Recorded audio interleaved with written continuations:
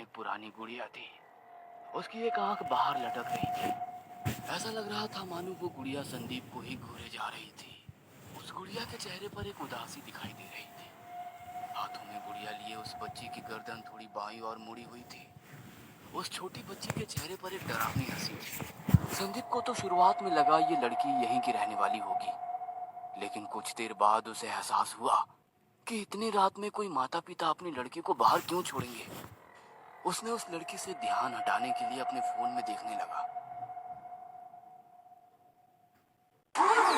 तभी वो लड़की जो गाड़ी के सामने खड़ी थी, अब वो संदीप के बाजू वाली खिड़की के सामने खड़ी हुई और संदीप को नीचे उतरने के लिए इशारा करने लगी और उसे डरावनी तरीके से घूरने लगी। वो लड़की बड़ी अजीब तरह से गाड़ी के चारों ओर चक्कर मारने लगी। उसके इस बर्ताव के कारण संदीप को थोड़ा डर लगने लगा। पहले तो संदीप को लगा कि वो लड़की रास्ता भटक गई होगी, इसलिए वो उससे मदद मांग रही है। क्यों ना इस लड़की के नीचे उतरकर मदद की जाए।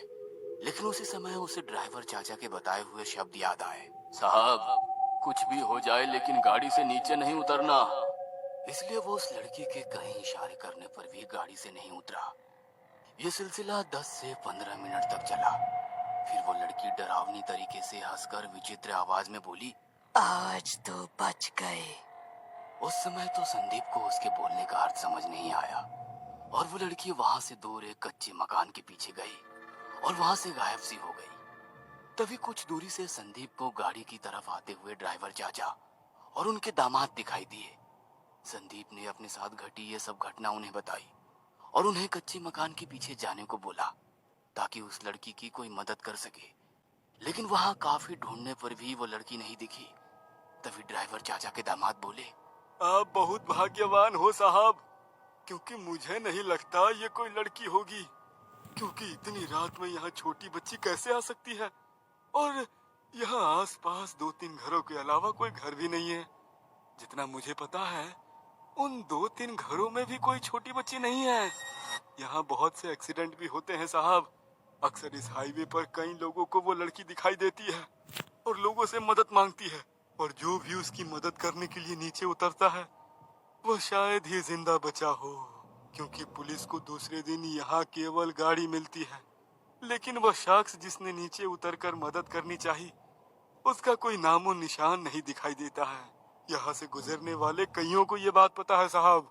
मुझे तो लगता है ये कोई आम बच्ची नहीं होगी, अमानवीय शक्ति होगी जो आपको गाड़ी से बाहर निकालने का प्रयास कर रही थी, क्योंकि ये अमानवीय शक्तियाँ आग, लोहा, कांच इन सभी चीजों से दूर रहती है साहब।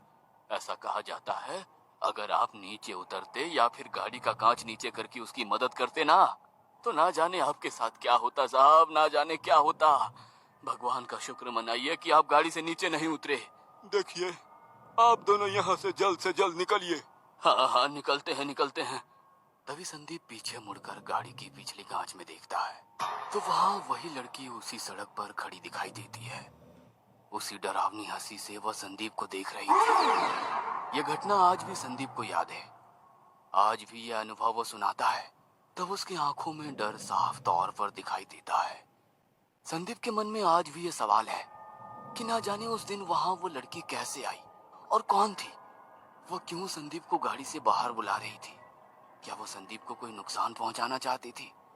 इन सभी सवालों के जवाब अभी तक संदीप को नहीं मिले हैं। काफी रात हो गई थी। आसमान बरसाती बादलों से घिरा हुआ था। हल्की बारिश भी शुरू हो गई थी। शेखर हर रोज की तरह अपनी टैक्सी लेकर सवारी छोड़ने के लिए जा रहा था। शहर से कुछ दूर एक बंगले के पास उसकी टैक्सी रुक गई। सवारी उतारकर वो दोबारा अपनी टैक्सी लेकर शहर की ओर चलने लगा। तकरीबन 2:30 बजे होंगे। शहर काफी दूर था। तभी नदी के ऊपर बने पुल पर एक लड़की अपने भारी भरकम सूटकेस के साथ कुछ कर रही थी। उठा रही थी या घसीट कर ले जाने की कोशिश कर रही थी, पता नहीं।